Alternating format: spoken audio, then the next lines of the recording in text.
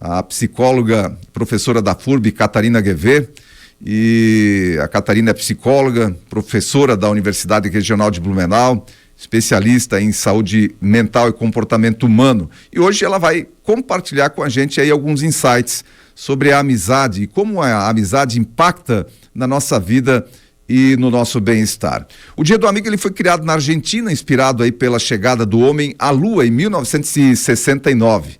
Um marco que simboliza a união entre os povos. No Brasil, essa data ganhou força nos anos 90 e hoje é uma oportunidade para celebrarmos aqueles que tornam a nossa vida leve e significativa. Muito bom dia, Catarina, seja bem-vinda à programação do Repórter Cultura. Bom dia, Odair, bom dia aos ouvintes e eu acho que também amigos, né, da emissora. E é muito bacana a gente poder conversar sobre a questão da amizade, porque a gente está falando de uma rede de relações que organizam e dão sentido para a vida da gente, né? Mas você falou bem no começo, né? Daí tem amizade que faz isso e tem amizade que é uma pedra de tropeço, né? Que complica a vida e a gente tem que saber ler se de fato isso é uma amizade, né? Pois é, Catarina, vamos começar então falando sobre por que a amizade é tão essencial, eu diria assim, para o ser humano. Você traz bem colocado o tema, né? A nossa espécie, ela evolui porque nós podemos, em algum momento da história humana, contarmos uns com os outros, né? A nossa segurança, a nossa capacidade de resistir às violências, né? Dos fenômenos naturais, depois dos fenômenos sociais. Mas a amizade é essa tessitura, é esse emaranhado que nos envolve com a vida, trazendo sempre, e o princípio é esse, né, um sentido de proteção e de não isolamento. Quando eu dou aula, eu sempre menciono, o que os nossos antepassados fizeram quando eles estavam nas cavernas, só foi possível nos trazer até aqui, porque o vínculo entre esses primeiros humanos era um vínculo que dava sentido às práticas cotidianas. Eles caçavam, eles criavam representações, as representações passavam para os que não podiam ter ido à caçada, e aquilo passava a ser um saber, uma sabedoria do grupo que permitiu o acúmulo de conhecimento e permitiu que nós chegássemos aonde nós estamos hoje. Claro que com muitos ajustes no caminho, é uma teoria sobre evolução, mas deixando muito marcado que a presença de uma outra pessoa que me dá retornos sobre o que eu faço, sobre quem eu sou, sobre o que eu desejo, me organiza. E essa auto-organização é o que está na base do processo da saúde mental. Por isso que bons amigos, não amigos, bons amigos fazem uma diferença enorme e muito favorável para a nossa saúde mental, Odair. Então, Catarina, e vamos falar dos adolescentes, das crianças e adolescentes. O que a amizade contribui para o desenvolvimento das crianças e adolescentes? Porque a gente tem muitos pais que acompanham a nossa programação nesse momento. Olha só, tem uma coisa daí na relação com os adolescentes, e isso é muito importante que os pais, que as mães, às vezes os adultos responsáveis, né, tem crianças e adolescentes que são criadas por avós, por tios, uma coisa que a gente precisa sempre lembrar, em especial na adolescência, a amizade, ela é um evento psicológico fundamental para o desenvolvimento de saúde mental.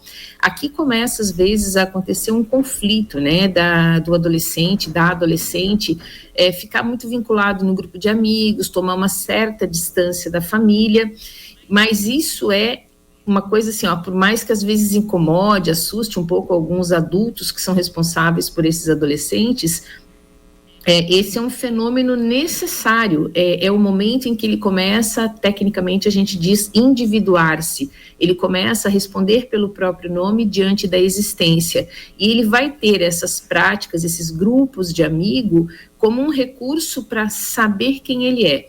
O que acontece aqui? Às vezes os pais entram, e aqui muito respeito à decisão de cada família, mas é bom lembrar, e por isso que a gente estuda, por isso que tem a ciência, que esse processo de individuação na adolescência vai requerer um contato com os outros iguais a si. Nós temos, infelizmente, hoje o mundo, e eu digo infelizmente porque a gente ainda não sabe lidar bem com isso, o problema não está na tecnologia. Por isso que é importante que os pais se reúnam com as escolas, com as associações de bairro, com as igrejas, e façam conversas e tragam profissionais da área da saúde mental para debater, por exemplo, as amizades virtuais. É muito bom, e eu cresci num momento da história desse país que a gente se juntava na esquina, batia papo, andava de bicicleta, jogava bola. Esses grupos de amizade estavam muito sob os olhares dos adultos que nos cuidavam. Isso é importante. Não negligencie acompanhar o seu filho, não negligencie saber o nome dos amigos, promova encontros que você possa conhecer esses amigos, e aí nisso você está incentivando as amizades de carne e osso, né, e não essas amizades virtuais que às vezes põem os adolescentes numa situação bastante difícil em termos de autorregulação, porque você não sabe quem é, e às vezes esse amigo virtual nem é um amigo virtual, né, são outras instruções que acabam acontecendo, mas o adolescente precisa sim tecer uma rede de amigos. Eu sempre digo para pais e mães e professores, além de tecer essa rede de amizade, é preciso incentivá-la a partir de valores que são comuns ou daí para a família, né? Então, você pode ter o seu adolescente se relacionando com outros padrões culturais, religiosos, mas uma coisa, assim, eu digo, ultra importante é que não sejam negligenciados os parâmetros éticos do grupo familiar. O que é bom, o que é correto, o que é esperado. E aí isso vai se tornando um filtro para que os adolescentes possam entender quais são as amizades que de fato vão organizá-lo e quais são as coisas chamadas de amizade, que eu não acho que sejam muito amizade, que podem prejudicá-lo, né? E aí o adolescente vai aprendendo a fazer escolhas. Mas é preciso regular um pouco o conflito, né? Às vezes os pais são muito duros na correção, e aí eles empurram, ao invés de trazer o filho para eles e regular essas relações de amizade, eles acabam empurrando os filhos para relações que realmente não são saudáveis, né? Que estão fora dos parâmetros da família. Mas um bom amigo salva a gente de muita enrascada. Pois é, Catarina, a questão aí do acompanhamento das crianças e adolescentes é sempre muito importante, e não é possível, né, que os pais façam isso sem ter o envolvimento, sem dedicar tempo para isso. Isso ficou claro aí na sua colocação também. E você já entrou de certa maneira aí nessa questão do nosso próximo assunto aqui, que é essa questão das amizades tóxicas, porque a gente tem a amizade saudável e tem a amizade tóxica. Vamos falar agora com a maioria da nossa audiência aqui. Como é que a gente consegue identificar quando a amizade começa a ser algo tóxico na nossa vida? Esse é um tema bem interessante. A gente tem falado de amizades tóxicas e amizades medicinais, aquelas que nos curam e aquelas que nos afundam. É sempre bom ter cuidado para não entender que um bom amigo é aquele que passa pano para a gente o tempo todo, que segura todos os nossos BOs. Não, um bom amigo é aquele que às vezes te traz para a realidade. Será que o que você está fazendo vai... Mas geralmente é isso. Será que o que você está fazendo vai fazer isso, vai fazer aquilo? Ele pondera possibilidades com você. Então, um bom amigo, ele não vai com uma verdade fechada para cima de você.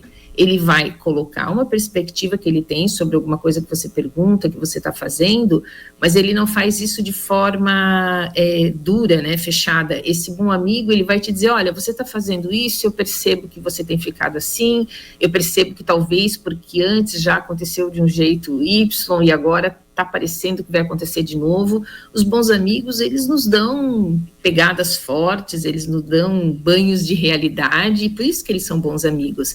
Às vezes um amigo tóxico é aquela pessoa com quem você convive que tudo que você faz está ótimo, nunca te traz uma sugestão, nunca te traz uma crítica, nunca te ajuda ali a reposicionar os seus movimentos dentro da vida, mas é claro que um bom amigo também tem aquele aspecto do acolhimento, do cuidado, do carinho, da atenção, de uma palavra colocada de maneira inesperada. Então, assim, o bom amigo, segundo algumas leituras que eu tenho, porque essas definições são muito da vida de cada pessoa, mas o bom amigo é aquela pessoa que tem a disposição para estar à disposição, né? Então, pode ser que ele seja extremamente ocupado, que ela seja extremamente envolvida com muitas coisas, mas no momento em que você sinaliza, olha, eu não estou bem, a pessoa para o que ela está fazendo e ela vem te acolher, né? Não é que ela vai parar tudo, pega o carro e vai até onde você está. Às vezes ela te dá um telefonema, às vezes ela te manda uma música, e aí você acaba percebendo que você não está sozinha no meio das enrascadas da vida. E aí esse amigo produz um sentido que muda o rumo daquilo que a gente está vivendo. E ajuda a gente a mudar o sentido de uma forma positiva, onde a gente, mesmo enfrentando a nossa dor, a gente consegue perceber que não estando sozinho já é um caminho melhor do que o caminho da dor que a gente está vivendo. Muito bem. E, Catarina, quando a gente fala de amizade de verdade, a gente começa a contar assim nos dedos, né? Começa a contar e realmente amizade de verdade, amizade verdadeira, porque uma coisa são aqueles amigos de relacionamentos rasos, né? Aqueles colegas de trabalho que você não tem muita intimidade, mas amigo de verdade a gente sabe que não são muitos. E a amizade também ela tem que ser celebrada no âmbito da família, porque é importante que marido e mulher sejam acima de tudo amigos, que o pai e o filho sejam amigos, que, né, os irmãos sejam amigos. Como é que a gente cultiva essas verdadeiras amizades também no âmbito da família? Porque não basta ser pai, né? Eu preciso ser amigo, não basta ser filho, eu preciso ser amigo. Então, como cultivar isso dentro da intimidade da família? Aí sim, que muitas vezes a gente pode ser exagerado demais na cobrança, a gente tem que entender esse outro lado, que daí você tem a intimidade, o vínculo íntimo que te dá mais liberdade, mas como é que manter boas amizades nesse vínculo nesse círculo mais íntimo que a gente tem? Aqui tem um território extremamente delicado, que é o grupo familiar, e tu falou muito bem, né, Odair, essa questão da intimidade na relação de família, nós acabamos desenvolvendo pouca contenção para a nossa linguagem, para as nossas expressões faciais, então tudo é muito... Verdadeiro, né? Olha... Tudo muito verdadeiro, tudo muito... Assim, carregado nos tons, assim, cores carregadas nos seus tons. Uma coisa que eu observo como psicoterapeuta, que também desenvolvo atividade como psicoterapeuta, é que dentro desse ambiente de relações íntimas, de relações próximas, as pessoas tendem a esquecer uma coisa que é fundamental para a vida: educação. Eu tenho que ser educado com a minha mulher, com meu marido, com a minha filha, com meu filho, com meu sogro, com meu cunhado. Educação é uma média que nós estabelecemos como espécie de regras de contato que viabilizem que eu manifeste o que eu penso, o que eu sinto, e que o outro também possa manifestar. Às vezes, no ambiente familiar, acontece uma confusão nessa relação, e eu sempre digo assim, essa confusão é desfavorável para todo mundo. Por mais que um pai tenha muita autoridade, uma mãe tenha muita autoridade, um avô, se ele ganhar só pela força da autoridade, esquecer da educação, esquecer de uma postura que oportunize o diálogo, essa relação vai ser muito prejudicial. E o problema é que uma relação familiar prejudicada, ela se torna parâmetro para todas as outras relações que a pessoa vai ver na vida. Então, quando eu falo de educação, eu estou dizendo assim, você acorda do lado da sua esposa, do seu marido, com seus filhos, dizer bom dia, como passou a noite, como é que você está, é extremamente importante para estabelecer os parâmetros de como o diálogo começa naquele dia. E às vezes, porque está todo mundo ali, como diz uma amiga minha, no rolo, você esquece esse degrauzinho muito pequeno, mas o degrau fundamental para as relações entre as pessoas serem relações saudáveis. É ser educado, ter um tom de voz educado, é ter uma expressão facial que possa acolher aquilo que o outro está vivendo. Então, esse princípio, quando praticado entre pessoas, é um princípio do ganha-ganha, né? Eu digo bom dia, se a outra pessoa está meio atravessada, ela me responde atravessada, eu já coleto um sinal de que a minha disposição na frente daquela pessoa vai ter que ser diferenciada, no sentido de esclarecer a situação, no sentido de oferecer afeto, de oferecer presença. E muitas vezes, porque nós estamos entre os nossos, os íntimos, do grupo familiar, nós pensamos que alguns protocolos de boa convivência não são necessários. Isso é um erro tremendo para as relações de amizade e afeto dentro do grupo familiar. Então, daí eu te digo assim, ó, educação no trato com a outra pessoa é uma chave que muda o mundo. E muita gente tem se esquecido dessas práticas que facilitam a comunicação, facilitam o trânsito dos afetos e permitem, sim, que a gente possa se auto-organizar de uma forma mais eficiente e, com isso, alcançar uma condição de saúde mental muito mais bem estabilizada. Muito bem, e falando em saúde mental também, Catarina, aproveitando a tua participação aqui, qual a importância da terapia nos dias atuais? Porque muitas pessoas, lógico, é um contexto, a terapia está nesse contexto também da amizade, porque quando a gente fala da amizade, a gente está falando dos relacionamentos, e o grande problema das pessoas normalmente tem a ver com relacionamentos. Então, qual é a importância da terapia para que eu possa me equilibrar e aí manter bons relacionamentos? Olha, você faz uma pergunta que é bem gigante. Então, a primeira coisa que é bacana daí da gente esclarecer, terapias existem inúmeras, múltiplas, existe de tudo. Eu sou psicóloga e dentro do nosso trabalho como psicólogos, nós temos uma prática técnica científica dentro da nossa formação, que é o oferecimento de serviços de psicoterapia. O que é uma psicoterapia? Ela entra, né, como macroestrutura nas relações, na convivência, na mediação de esclarecimento sobre processos, mas lá no limite mais profundo da nossa prática profissional, como profissionais da psicologia, aparece uma coisa que são os sistemas psicológicos. Então, quando você faz uma psicoterapia, não só você vê o relato da situação, né? Eu entrei em conflito com meu chefe, eu conflitei com meu filho. O que nós enxergamos? O que é o conflito na perspectiva dessa pessoa?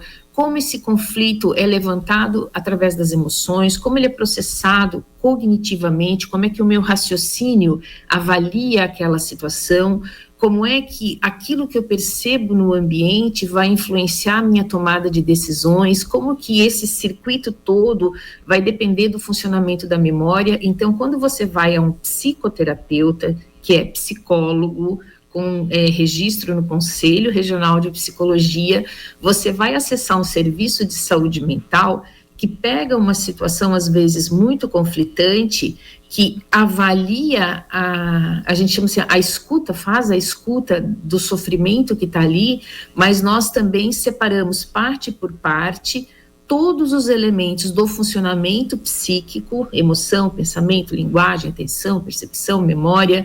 É um trabalho técnico muito delicado. Muita gente pensa que ir num psicólogo é sentar na frente de alguém e contar os seus problemas e ser ouvido nos seus problemas. Essa é uma parte do nosso trabalho como profissionais psicólogos. A outra parte está em entender o sistema que gera esse problema para criar contenções naqueles pontos onde a situação vivida se torna de fato um problema. Então, fazer psicoterapia, passada essa explicação de professora, é um recurso muito importante para a saúde mental, porque muitas vezes o que acontece nos problemas que nós vivemos é que nós somos dominados por assim, a gente é engolido pela nossa emoção, a gente já não pensa mais direito, a gente já não mais percebe o que está fazendo bem ou fazendo mal, a gente se perde dentro da gente mesmo. O psicoterapeuta é alguém que te recebe de maneira organizada, não faz uma escuta de amigo no sentido, vou bater um papo com meu amigo. Às vezes o psicoterapeuta precisa alinhar muita coisa técnica para que aquele momento que você está com ele te gere a possibilidade de entendimento e mudança de posição dentro da vida. Então a psicoterapia, ela é um direito humano, eu digo. Nós temos muitos bons colegas atendendo, por exemplo, no sistema público de saúde. Tem gente que diz, não, psicólogo do SUS não funciona. Funciona sim. O compromisso das instituições que formam psicólogos é formá-los a partir da ciência, a partir da técnica. Então, de maneira bastante provável, se você, por exemplo, procurar um serviço público de atenção em saúde mental, você vai encontrar bons profissionais da psicologia que podem conduzir um processo de autorregulação muito saudável. Eu sou suspeita para dizer, mas todos nós deveríamos, pelo menos uma vez a cada 5 anos, fazer um ciclo psicoterapêutico para organizar algumas coisas e deixar a vida fluindo de maneira mais produtiva, mais suave e mais feliz. Pois então, olha, Catarina, nosso papo está muito agradável, muito gostoso, o tempo está voando, já são 7h mais 43 minutos. Eu quero agradecer imensamente você ter tirado esse tempo, esse sábado de manhã friozinho, e que estava até gostoso aí para dar uma esticada hoje, né? Mas, Catarina, foi muito boa a nossa conversa, desejo aí você muito sucesso e foi uma excelente conversa. Você realmente demonstrou aí ser uma excelente profissional e uma excelente ouvinte também, né? E passando toda essa informação, não é por nada que é professora, passou de uma forma muito didática para a gente aqui, questões importantes. Claro que muito rapidamente também, em função do tempo que nós temos, mas de forma muito didática, essa questão aí da amizade. Foi muito boa a nossa conversa, agradeço imensamente mais uma vez.